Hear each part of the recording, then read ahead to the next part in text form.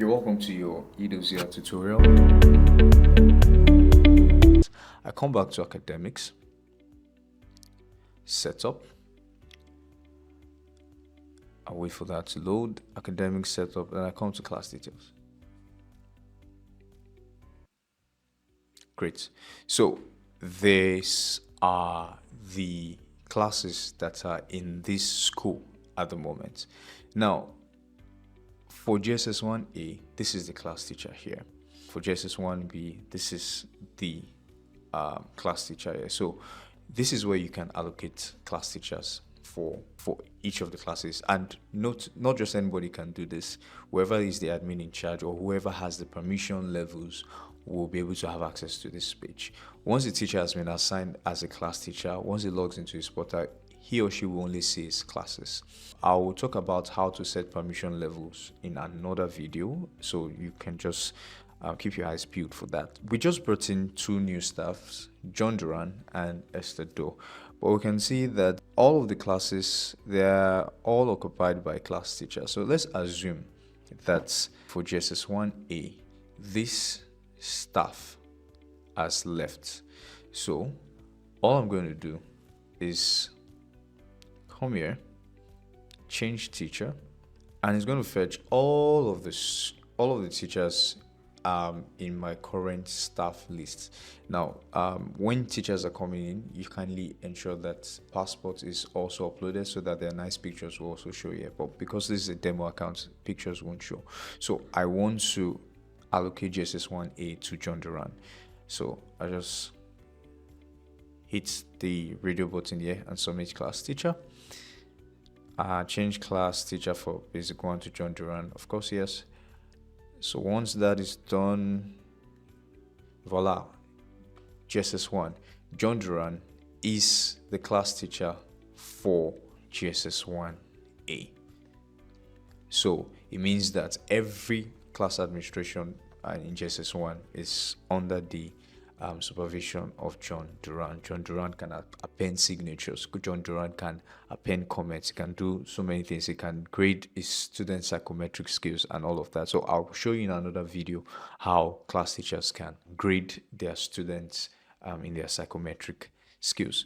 Now, if we come back home, once we've allocated subjects to teachers, once they log into their dashboard, for instance, now this account I'm working with is the staff maintenance account. So let's assume this is John Duran's account that he has logged into. So where he will see the subject that has been allocated to him will be right here when he just scrolls down. So this drop down here shows all of the subjects that has been allocated to that particular teacher. Now, like I said, for staff maintenance, we saw in the subject allocation that he has about 9 subjects that has been allocated, and that's a lot, and for all classes, by the way.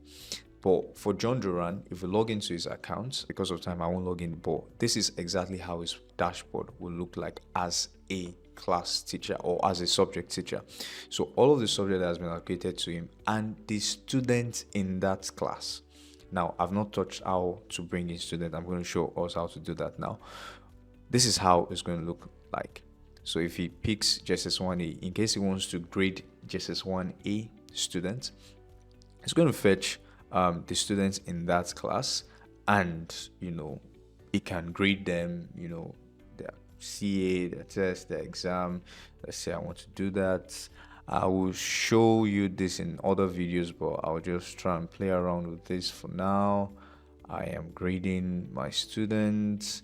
An exam, let's give him a very, very beautiful score, 68, and you can see automatically that is graded. So whatever you did in the grade setup system will reflect here. So 90, 70 and above, I believe, is A. So this guy has 95, so that's cool. I come back to academic setup and come to class details. Now, as you can see in the class details, we have a number of students already in JSS 1. We have 24 students already. Now, I'm going to look for a class that has 0 students. Great. So that will be JSS 3B. So we're going to work with JSS 3B. Now, just like we did for staff, we can also do the same for students. So all I need to do In this area, when you want to bring in students, you need to ensure that all the class teacher has access to their portal for them to bring in their students. Your class teachers can't do this by themselves, by the way. So all you need to do is to just click on import students. It means we want to bring these students in. So just like we did with staff, we want to do with students too. So I'm going to download format here for students, and I'll go back to my folder list to fetch the staff or the formats. Okay, I'm looking for a student. Great. So yeah, so I'm going to open the Excel sheet. So just like for staff, it's the same for students too. So while that loads up, this is how it looks like. So I should enable editing because it's downloading in protected view. So the surname, the first name, the middle name, the email, phone number, gender. So email, as we said, very important. The phone number could be their phone number or their parents' phone number. So I'll just work quickly with this. I'll just enter something and say Sal, Vivian. Probably doesn't have a middle name. Their email address, very important. So I can just say for now, nomail.com. Gender, I can say female. Okay, this is phone number, pardon me. Female. I can say Bob, John. Just pardon me, I'm trying to come up with names. Let's say David. That's okay, so I can say David at nomail. And of course, Ismail. So I'll save that.